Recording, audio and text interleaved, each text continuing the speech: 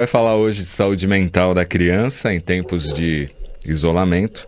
Segundo um psicólogo, deve-se cuidar da saúde mental das crianças nesta época de distanciamento social, pois elas estavam acostumadas a correr, brincar, pular, saltar em ambientes abertos e rodeadas de amigos e colegas. E as crianças têm sentido os efeitos de ficar o dia inteiro dentro de casa nesse período de isolamento social, longe da escola, da creche, dos parques, das praças, das casas e dos amigos, e também parentes, e de outros ambientes a que estavam habituadas. Elas ainda tinham que lidar com a educação, têm que lidar com a educação à distância, um formato que até então era inédito para o ensino formal de crianças e adolescentes. A gente tinha o ensino à distância para os adultos, né, faculdades, universidades, mas para a questão de crianças e jovens ainda não se tinha trabalhado muito esta questão. Segundo o psicólogo clínico Danilo Lima Tebaldi, nesse período de pandemia e consequente isolamento social, a rotina das crianças inevitavelmente sofreu mudanças. E a maior mudança é não ir à escola. E esse período da vida da criança no ambiente escolar é muito relevante. Ficar sem esses momentos em que a criança exercita sua socialização, compartilha conhecimentos e os adquire de maneira próxima com professores e educadores, pode ser um fator gerador de estresse emocional. Danilo Lima Tebaldi, que é auxiliar da Faculdade de Medicina de Botucatu e também da Universidade Estadual Paulista, a Unesp. Como entender essa relação mente, espírito, corpo, principalmente em tempo de pandemia, Deise? Mente, corpo, espírito. A gente sempre escuta isso, né? Mente, corpo, espírito. E vamos dizer assim, a mente é o espírito, né? Dependendo de como você reage espiritualmente, é através da mente, através dos pensamentos, porque o espírito é que é o inteligente, né? O perispírito, como a gente costuma brincar, o perispírito é burro. Ele faz o que o espírito manda e o corpo reage, né? Então, a gente podia modificar aí um pouquinho, né? Só corpo e espírito, né? Então, estar de corpo e alma num lugar é muito difícil, ainda mais as crianças que têm tanta vitalidade, mas é uma questão de preparação, de psicologia, dos pais. Ter a parte lúdica em casa. É... Você sabe muito bem, né, Cláudio, que Sim. agora a tua casa deve estar com brinquedo até no banheiro. Mas vai fazer o quê? Tenho que fazer. A criança não tem um lugar onde brincar, né? Então, tem que ter essa parte lúdica, tem que ter a correria. Eles gritam, eles falam gritando, eles brincam. Quando tem alguém para brincar com eles, aí é melhor ainda, né? Eu tenho uma netinha e um netinho, irmãos, e a hora que você liga lá para a casa da filha, eles estão brincando, falando, brigando, Também. porque é na mesma proporção, né, Cláudia?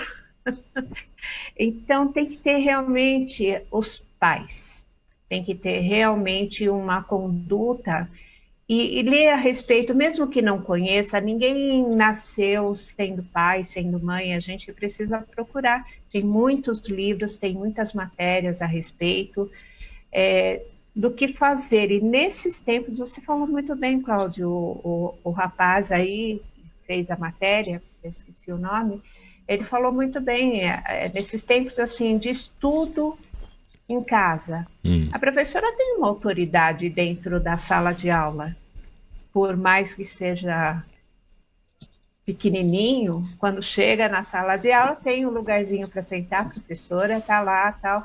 Então impõe um certo respeito. Agora a mãe da aula, É difícil, hein? a avó, é difícil, não é, Tô Cláudio? sendo Está professor do passando por Diego, eu isso sei. também. Então tem hora que não quer saber, você tem que impor algumas condições, tem que impor algumas regras, regulamento nessa hora, né? Regrinhas funcionam bastante. É uma questão realmente de estudo, de bom senso. Os pais realmente agora estão muito mais focados nas crianças, porque o tempo que as crianças ficavam na escola é um tempo que eles estão dentro de casa. Uhum. E a responsabilidade é muito maior. Você está passando por tudo isso, fala a verdade, Sim, Cláudia. todo dia a lição que a professora envia. E aí, Edson, essa relação corpo, mente, espírito em época de pandemia às vezes fica meio conturbada, né? Fica conturbada porque, na verdade, todos nós somos pegos de surpresa, né? Por mais que você imaginasse que iria enfrentar situações desse tipo, uma coisa é você imaginar, outra é você vivenciar a situação, né? Eu queria fazer só uma colocação em relação a essa questão de nós habitando um corpo físico, né? Não podemos esquecer que, através dos ensinos dos espíritos, a própria Deise já falou, né? A inteligência está no espírito, tá certo? O corpo físico é apenas um instrumento, né? Muita gente acha que o corpo é inteligente. Na verdade, o corpo ele foi desenvolvido como uma ferramenta, como uma máquina. Mas o comando, através do sistema nervoso central, né? Ele é feito... Tem toda uma estrutura física, mas é comandada pelo espírito, tá certo? Um corpo sem espírito não é nada. É uma massa, né? Uma massa falida, vamos assim dizer.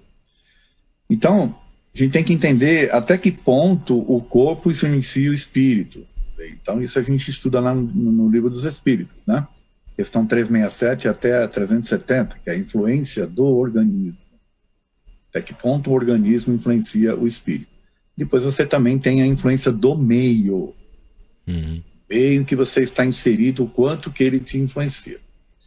O que nós estamos vivenciando, e aí é importante também a gente fazer uma outra análise, que é a seguinte: a criança é um espírito, muitas das vezes adulto, encarnado num corpo que está em fase de desenvolvimento, né?